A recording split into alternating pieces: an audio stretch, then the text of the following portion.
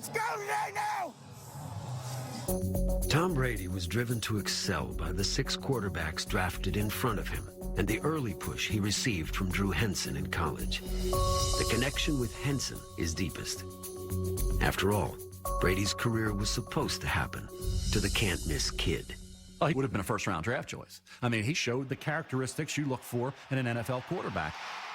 And then Tommy Brady, there's no way that any of us really thought that Tom was going to become the quarterback that he became in the NFL. Like Henson, Brady was a 2-sport prospect. When it's down and away, you drop the shoulder. You got to keep down and away. You got to stay up on it. My high school is known for baseball, and I love baseball. I was a much better baseball player going into high school. You play baseball? Pitcher and catcher. I love catching. Kind of figured out back there. Pitchers are too mental. He got drafted in the 18th round, but we were told had he not committed to Michigan, he would have been a 2nd or 3rd round draft pick. Brady gave up baseball when he got to Michigan. Drew Henson was drafted by the New York Yankees and continued to play both sports. When I had my summertime, I just went and I played baseball with the Yankees farm system as opposed to other kids with other summer jobs.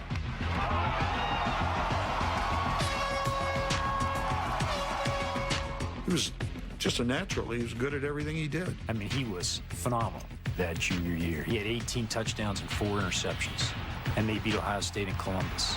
Henson waits, goes to the end zone. Terrell, touchdown, Michigan. I remember Charlie Casserly, who was the general manager at that time of the Houston team, had said that if we give the #1 pick and Henson's there and hasn't done anything else, we're taking Drew Henson #1 in the draft.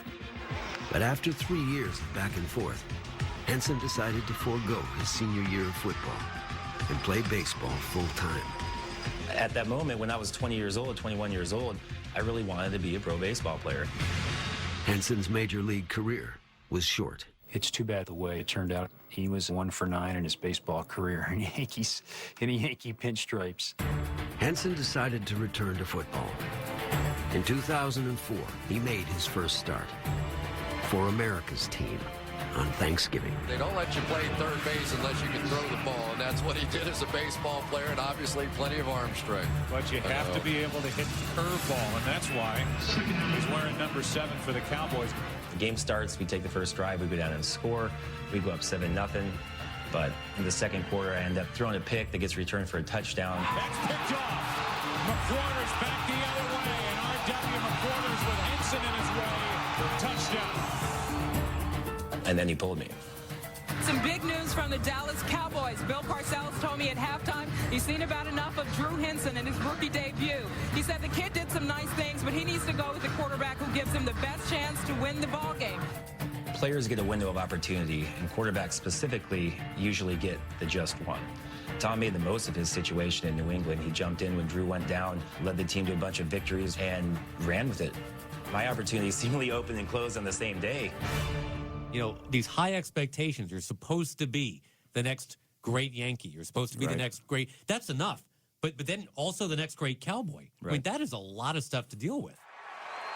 Tom Brady wasn't supposed to be anything. He had to work at it. He was skinny, slow, right? Too pretty to be a football player. But he was smarter than everyone. And he studied night and day and night. Nobody works harder than Tom Brady. If you didn't play well on Tuesday and Wednesday and Thursday in practice in college, I didn't know if I was going to start the game. So when I come to the Patriots, that's how I treat Wednesday, Thursday, and Friday. That's it. Nice patience on that. Nice patience. By the time Henson washed out in Dallas, Brady was a 3-time Super Bowl champion and Pro Bowl regular. And these unis are awful. We look like idiots. Here's a guy that's, one of the greatest quarterbacks in history, and he still has that chip on his shoulder to be the very best. And he wants to prove those people that doubted him that they're wrong. Airs it out, downfield. Randy Moss is there. Touchdown! Tom Brady right on the button with that one. 2007 was Brady's best. He set the NFL's single-season record for touchdown passes. Touchdown pass number 50 for Tom Brady. 20 seconds. And he took the Patriots back to the Super Bowl, where they fell one game short of the perfect season. Again, talking with Drew Henson, was at Michigan with Tom Brady. Brady's still doing it. You're retired at 30, but Brady is still doing it. You know, it's like looking for a pimple on Miss America here. Is there anything wrong with this guy? No, apparently not. Not these days. I'm resigned to the fact that, you know, for forever that our college days are intertwined. So I understand the questions and the football, baseball questions as well. Do you get tired of answering them? Certainly. Do I try to think of new ways to answer them? Sometimes. But I mean, it is what it is, and that's all. That's part of my story, and always will be. A year after Brady's Patriots went 16-0, the Detroit Lions went 0-16. It was Henson's last year in the NFL. He knew what he had been in college, so we brought him in just to take a look at him to see if there was anything left, and there wasn't. I'm 30 years old. I'm done playing probably sooner than I thought I would be, but at the same time, you know, I get a jump start on this next career. So yeah, I'm looking into sports broadcasting. Actually, broadcast a few games for ESPN3 this fall, doing color for their college football stuff. So. Oh, sweet. I don't have any regrets. Every decision I made felt like at that time was the right decision. Looking back 10 years, I think that patience was something I've never been great at. If I just continued to play baseball when I left school, either that or if I had just played my senior year of football and chose to play football after that, I have no doubts I'd still be playing.